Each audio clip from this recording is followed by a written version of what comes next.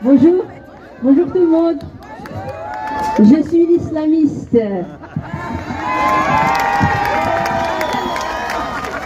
Vous avez entendu la fatwa de la RTBF? Vous avez entendu notre Mollah Manuel du groupe Résistance? Vous avez entendu l'association Yallah avec Madame Jamila Ben Habib? Nous sommes islamistes, nous disent-ils. Alors c'était prévu que je fasse un discours. Et j'étais fatiguée. Et puis en ayant réfléchi déjà au discours que j'avais fait la dernière fois, apparemment j'en ai traumatisé beaucoup. Donc je vais vous expliquer ce que je fais. Je m'appelle Radia Oulepsir. Ça fait 23 ans que je vis en Belgique. Je suis d'origine franco-algérienne. J'ai mon association qui s'appelle le Cercle de la Boétie, que j'ai ouvert et que j'ai fondé en 2020, c'est-à-dire à peu près il y a 3 ans, pour m'occuper donc de la jeunesse, d'une école de devoirs, d'un lieu intergénérationnel autour des livres, de la bibliothèque, non loin de la rue Neuve. Avec la crise du Covid, nous n'avons pas pu garder nos lieux où nous avions à peu près 2000 mètres carrés, que je prenais sans subvention mais sur mes deniers propres. Et donc maintenant, comme j'avais annoncé à la manifestation précédente qu'on laissait une semaine au gouvernement, c'est-à-dire jusqu'au 25 septembre, pour nous enlever le décret, on va continuer, on va faire ce qu'on a dit.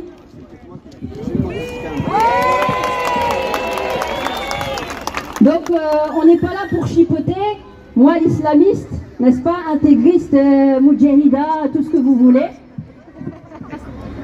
On n'est pas là pour rigoler, donc on va vous parler vite fait du travail que j'ai fait en faisant de la veille à peu près pendant 8 ans, depuis 2015.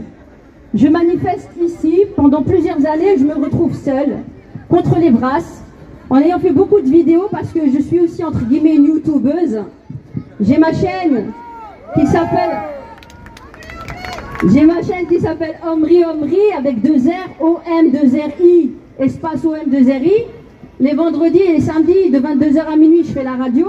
On parle autour de l'islam, mais pas que de l'islam. On parle à vous la parole sur les sujets sociétaux qui nous concernent tous. Et c'est un espace de dialogue sans censure.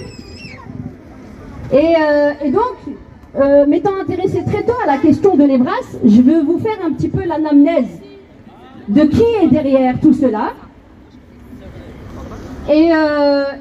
Donc, on sait très bien qu'il y a eu un travail qui a été fait par des associations allemandes qui ont fait en sorte de faire du lobbying auprès de l'OMS pour faire de la standardisation concernant les droits sexuels, l'homogénéisation autour de la sexualité des Européens en 2010. Donc c'est resté en langue d'origine, c'est-à-dire en langue allemande, et ça a été traduit par une association suisse en français en 2013. De là, la Fédération Wallonie-Bruxelles a adopté la circulaire 4550 qui se base sur les standards de la sexualité des Européens en Europe, standards de l'OMS Europe. Alors, dans cette circulaire 4550, ayant été faite donc en 2013, il est stipulé par la Fédération Wallonie-Bruxelles que tous les niveaux d'enseignement sont concernés. Le réseau libre, subventionné, le réseau, tous les niveaux, c'est-à-dire de la maternelle, le fondamental, le secondaire, supérieur, tous les niveaux sont mis dans cette circulaire 4550. Le protocole 2013 qui a été fait qui a été signé par M. Rachid Madran, que l'on salue pour être devenu le nouveau président du Parlement bruxellois, qui a été signé par Mme Fadela Lanan, et tant d'autres d'ailleurs, bon, le PS quoi, voilà, et Écolo aussi. Mais bon, alors, que disait ce protocole à la base? Que disait-il? La question de fond est de savoir qui éduque Qui instruit? Les prérogatives de la neutralité de l'enseignement sont fixées d'abord dans des décrets concernant la neutralité de l'enseignement qu'ils doivent respecter au sein de l'école. Et c'est-à-dire, on parle de l'instruction et des droits aussi des parents. Doucement, doucement, ils ont fait différents décrets au niveau de l'enseignement et au niveau de la neutralité de l'enseignement pour voler une partie de l'éducation aux parents. Il faut comprendre le fond de l'EVRAS. Qui est derrière? Dans le protocole 2013, il est dit que les directions d'établissement sont toutes obligées de mettre en place ce protocole à la mesure de leurs moyens et des moyens qui allaient être dégagés par la suite. Qui était aux manettes à cette époque-là? C'était Madame Céline Frémaux. Elle a fait des enveloppes en 2014 de 300 000 € en augmentant l'offre d'EVRAS avec des acteurs extérieurs pour aider les établissements à mettre cela en place graduellement. L'enseignement maternel et primaire, pendant de 2013 à 2023, était impliqué dans cela. C'est-à-dire que les parents n'ont pas été concertés, mais ont donné des cours d'éducation sexuelle à vos enfants pendant ce temps-là. Or que, qui sont les premiers éducateurs? Les parents, les parents. Et qui cherche à se substituer? Alors, l'EVRAS est devenu un enjeu pour beaucoup d'associations externes. Le CAL est derrière tout ça, avec les lobbies LGBT, tels la Rainbow House, les maisons arc-en-ciel, les lobbies ultra-féministes, tels que les centres de planning familiaux, ou familial, je ne sais pas comment on dit en français, au niveau d'instruction, je ne sais plus, pardon. Donc l'instruction, les dictées, on a dit bye bye, on ne sait plus lire, et puis on débilise nos enfants par la sexualité. Et on nous prend le prétexte de dire, attention, il faut les préserver de la pornographie et de tout le mal. Mais faites-nous un décret contre la pornographie si vous vous dites féministe.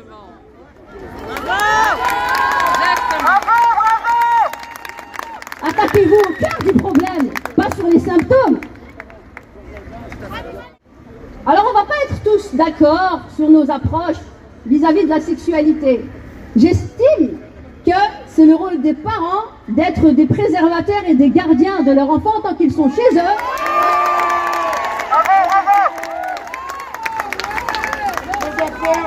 Les enfants n'appartiennent pas à l'État, appartiennent aux parents. Si on est capable de dire aux parents que vous êtes responsables de vos enfants jusqu'à leur majorité lorsqu'ils font des dégâts et que vous payez la note au niveau pénal, est-ce que la FEB va payer la note avec nous? Mais par contre, pour s'occuper des entreprises de nos enfants, là, ils sont... Alors, chacun doit connaître sa place. Au lieu de d'occuper des entreprises de nos enfants, occupez-vous de leur instruction pour lequel vous êtes en déficit et vous ne payez pas les écoles.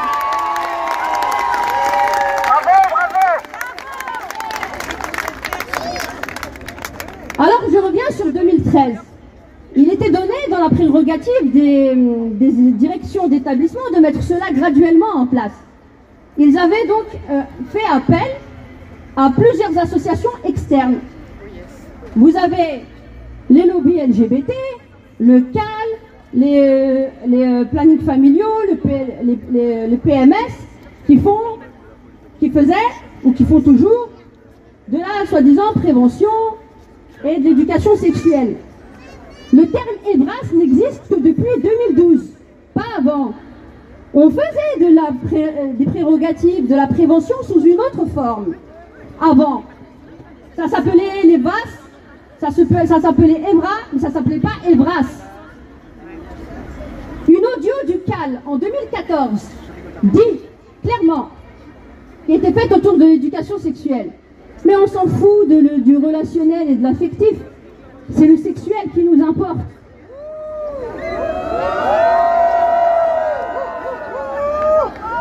Au nom de la non-discrimination, les lobbies LGBT se sont accaparés via des notes interfédérales qui ont été faites contre l'homophobie et la transphobie en 2013, en 2016, des rapports réguliers qui rentrent dans le cadre de la sensibilisation, le cadre de la sensibilisation dans le milieu scolaire et d'utiliser les brasses comme un cheval de Troie pour faire un pied de nez aux familles qui ne voudraient pas aborder ces questions avec eux au sein de leur foyer et qui n'estiment tout simplement pas qu'on n'a pas besoin d'aborder ces questions-là quand on est primaire ou en maternelle, en primaire.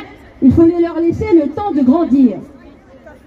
Or, on nous fait un pied de nez sous couvert de non-discrimination des lobbies LGBT. Je fais toujours la distinction entre les homosexuels et les lobbies LGBT, parce que les homosexuels, pour peu que j'en connaisse, déjà j'en connais, ne se reconnaissent pas directement dans les revendications qu'ils font. Ils trouvent qu'ils abusent. Et nous aussi. Donc votre liberté, sous couvert de non-discrimination, aurait donc le droit d'empiéter sur notre droit primordial, sur nos enfants pour des enfants que vous ne faites pas. Nous sommes parce que nous sommes face à des militants, il faut bien le comprendre. Hein. Les brasses a été pris d'assaut par des militants. Le CAD, les lobbies LGBT, les centres de planning familiaux. On peut être féministe tout en étant prouvé ou c'est interdit? Parce que c'est ça la question. Moi, je ne suis pas anti-IVG, je suis pro-vie. Qui est pro-mort? C'est ça la question. Alors, on n'aura pas du tout la même approche. Mais ça ne veut pas dire pour autant que nous ne serions pas féministes. Mais le CAL s'est chargé de faire la labellisation. Pourquoi? Parce que ça lui dérangeait d'avoir des associations qui ont une spiritualité, notamment chrétienne, qui promeuvent des relations au secondaire dans un cadre bien précis en leur disant de patienter, de faire les choses, que la vie est sacrée. Ça, c'est difficile. Maintenant, le crime de lèse-majesté, c'est d'être pro-vie. C'est ça le crime pour le CAL. J'ai les rapports, hein. Donc, comment évincer les parents qui ont une spiritualité, une verticalité, qui croient en Dieu, qui croient en la vie, qui croient dans l'humanité, qui croient dans la préservation de la jeunesse, pour pouvoir leur dire, attendez, rien n'est pressé. À l'heure justement où nous sommes assaillis par la télé et par la pornographie, faites-nous un décret avec la superbe équipe que M. Alexander De Croo vient de mettre en place pour Internet. Faites-nous de la veille contre la cybercriminalité, car la pornographie est criminelle. Est criminelle.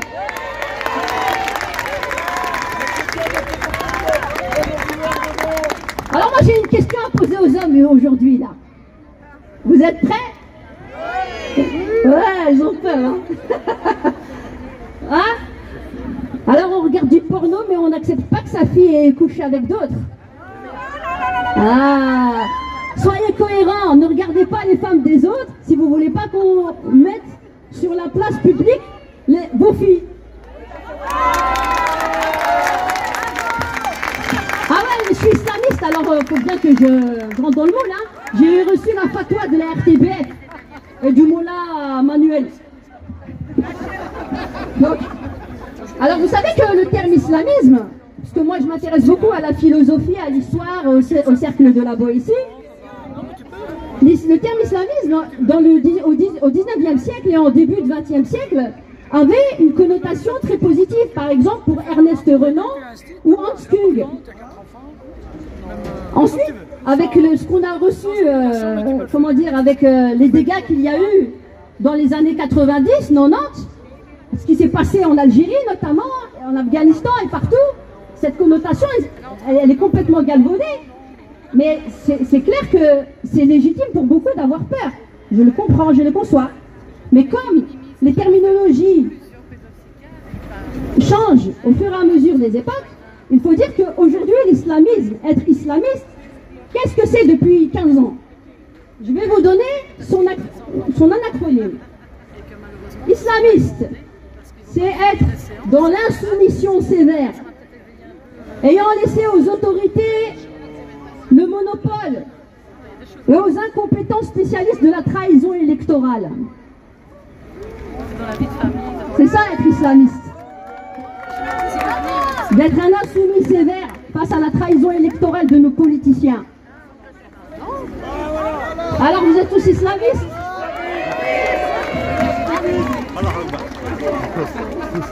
Le Robert 2023 aujourd'hui. Ça va être ça la nouvelle définition. Alors maintenant, je voudrais vous lire un texte. Un texte. Mais avant de vous lire le texte, je vais revenir sur le décret en tant que tel. Donc je vous ai expliqué que le décret 2013 laissait une latence et une liberté aux directions d'établissements, aux différentes écoles. Avec 2023 et la bataille que mènent les lobbies LGBT pour la labellisation, pour rentrer parmi les acteurs principaux gouvernementaux, on a labellisé les lobbies LGBT, la conception du CAL, la conception ultra-féministe, ensemble, dans les brasses. Ce sont des lobbies qui se sont accaparés la question de la labellisation pour virer toutes les autres conceptions et veulent faire de l'éducation à notre place, en complémentaire. Mais en complémentaire, est-ce qu'ils nous ont demandé la permission? Est-ce qu'on a eu le droit au chapitre? Je vous rajoute ce qu'il y a dans le décret 2023. Dans le décret 2023, il est obligatoire maintenant, même pour les directions d'école, de ne plus s'occuper réellement de la question de l'EVRAS en termes de labellisation, parce que c'est le gouvernement qui se substitue à l'école et qui veut rentrer aussi l'EVRAS dans le projet d'établissement. Avec l'école, dans le projet d'établissement, en posant vos enfants à l'école, veut se substituer en le gravant dans le marbre dans le projet d'établissement. Et ils envoient ceux qu'ils labellisent au nom du gouvernement, c'est-à-dire que même la direction d'école n'a plus rien à dire. Sauf mouton. Voilà ce qu'on nous fait.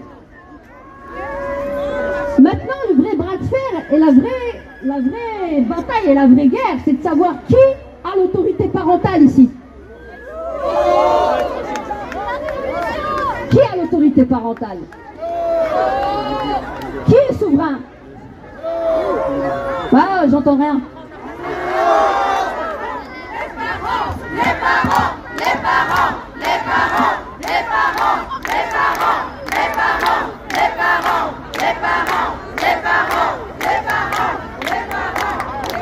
Alors on fait ce qu'on a dit la semaine dernière, enfin, au 17, la manifestation du 17, j'avais dit au gouvernement que j'allais les judiciariser. C'est en cours.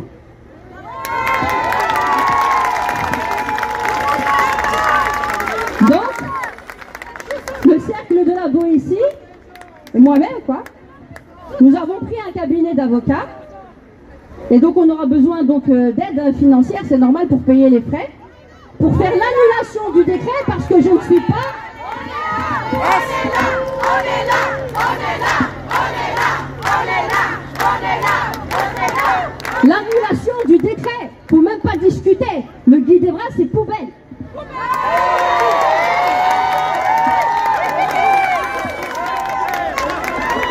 Il n'y a que des fous qui peuvent comprendre des fous.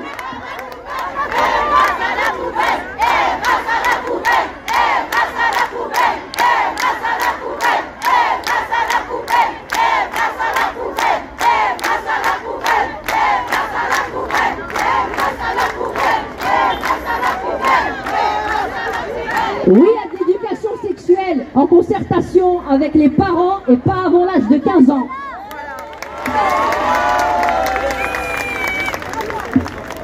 Alors je voudrais vous lire, comme le titre de mon association qui fait référence à Étienne de la Boétie, qui était un ami de Montaigne au XVIe siècle et qui a écrit le discours de la servitude volontaire. Je voudrais vous lire et j'espère que vous allez tous en prendre de la graine. Oui. Le tyran seul, il n'est pas besoin de le combattre, ni de l'abattre.